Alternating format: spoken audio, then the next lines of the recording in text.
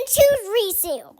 All right, I am back here at the Vendors Village in Clarksville, Indiana. It's taken us a couple days to process all of the games from that collection. Now that all the games are processed, we're gonna go ahead and load up our showcases to see what can sell in the next month or so.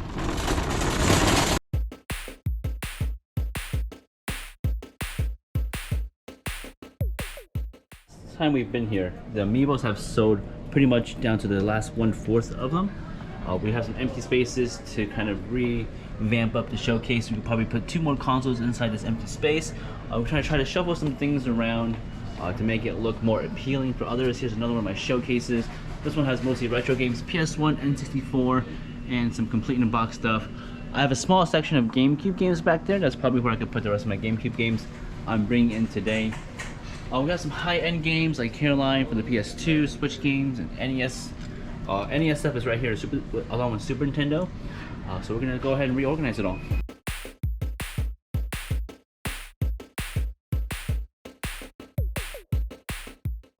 The GameCube games I purchased from that collection, I've got them all labeled in the front and in the sides, as you see here.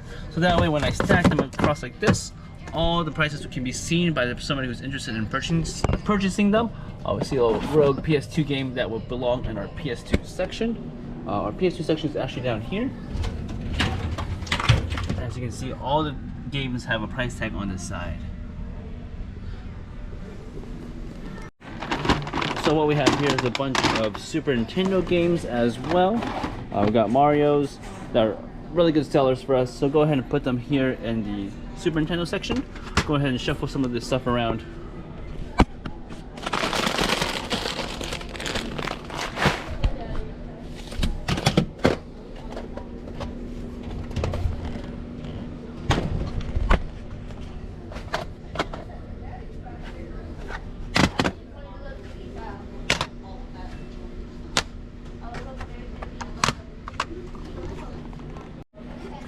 So the best way to sell games, in my opinion, especially things that are $15 or $20 and under, are in these showcases. You lose a lot less after commission and fee, a lot better profit margins for me. However, things tend to sell a bit slower here, which is not an issue. I don't mind sitting on stuff like this, especially if I've made most of my money back selling parts of the collection on eBay already.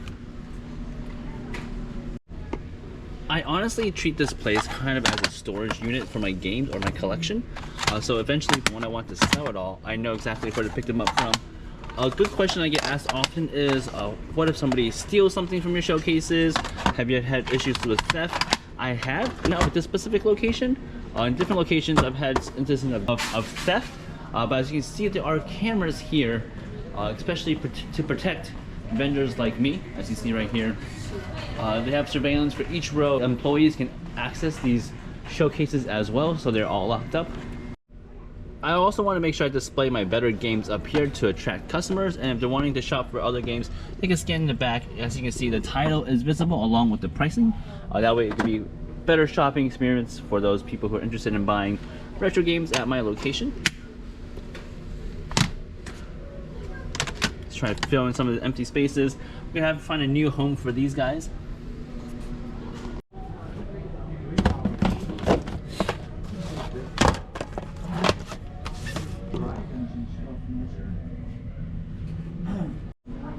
A thing about having multiple showcases is being able to have the flexibility of rearranging things. So I thought maybe the GameCube games won't stand out as much up here, and I have empty middle space, which is a prime real estate for attention. I could put the Wii and GameCube games right here in the center after I shift the amiibos to the side. So let's work on that real quick.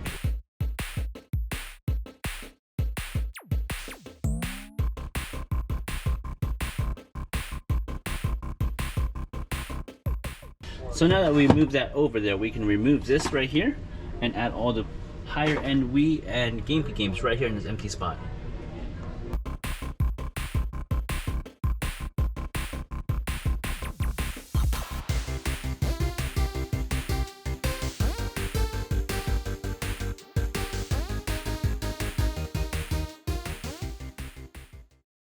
Here's another one of our showcases. I think the Pokemon cards can go right here very well next to this. So once we move this away, all those packs of Pokemon cards can have that good space, a good home right there. to kind of stay on the theme with Pokemon cards. So we're gonna go ahead and rearrange some of this stuff as well. So a lot of thought goes behind whenever I buy a collection of where will it go, how much can I get for it, how can I best display it to make a good business model.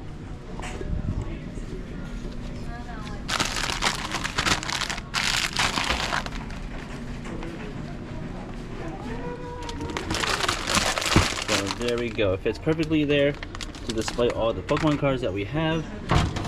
And we've moved the PS3 games up there. So there's honestly a lot of empty space here, in my opinion, on this flat spot, so we could highlight some items. We could kind of rearrange more things in here as well to make it stand out. Since all these shelves are completely stacked with N64 games, and the best way to display my N64 games is to lay them flat, I'm going to go ahead and lay them all out right here.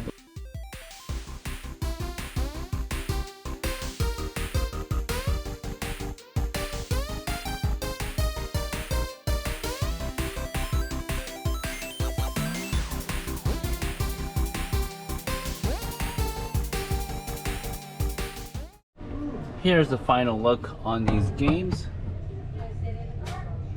That's the top row. Here's the bottom row of the N64 games. I can't say how much I love these acrylic stands I found on Amazon. They're super nice. You can stack games or stack your amiibos or figures. It just gives it some more volume in your showcase, especially for these kind of things. That way people can see everything and all the labels on it, just like that. Kind of makes it a little tier. Just keep doing a little bit more organization for appeal for people to want to stop by and take a look at things. You want to make sure everything is nicely neat and ordered, and all the price tags are visible. So that's where I used to have all the GameCube and Wii stuff, and I've since moved them here.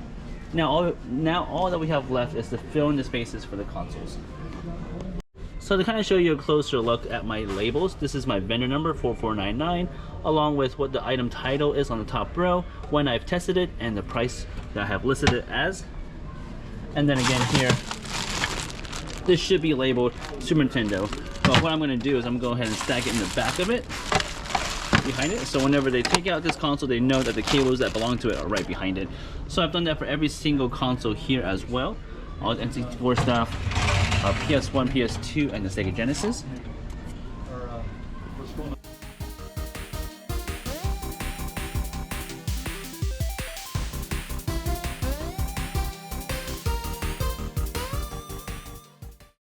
Now the final step is locking the showcases and waiting for it to sell. We've got these special locks and I've pushed it forward. I have locked it inside the case. Now I can't get it out.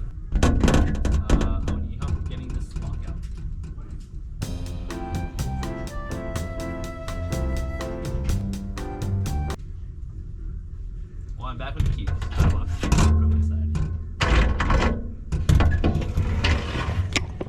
There we go. Do it from the outside so you guys can see how the lock goes on. And just like that, we're all locked up. So whenever somebody wants to buy an item, they have to ask one of the employees to come unlock the case for them to pick out a certain game. And when they're all done, they go ahead and pay for this item up here at the cash register. And we can see in real time on the dashboard for Vendors Village of what time this item sells and what item it is that has sold. So that is a complete process of from buying a collection to testing, processing, pricing, and listing it at my location for sale. Not only is this a great place to sell your items, but it could also be a good potential place to source items. Other vendors will have video games that may be underpriced for you to flip, or you may end up finding something for your own personal collection, like these complete in-box games or consoles. So go ahead and search your local area to see if there's some place like this for you to make money by sourcing or by selling. I was like, yeah. I am recording myself. Like, that's alright.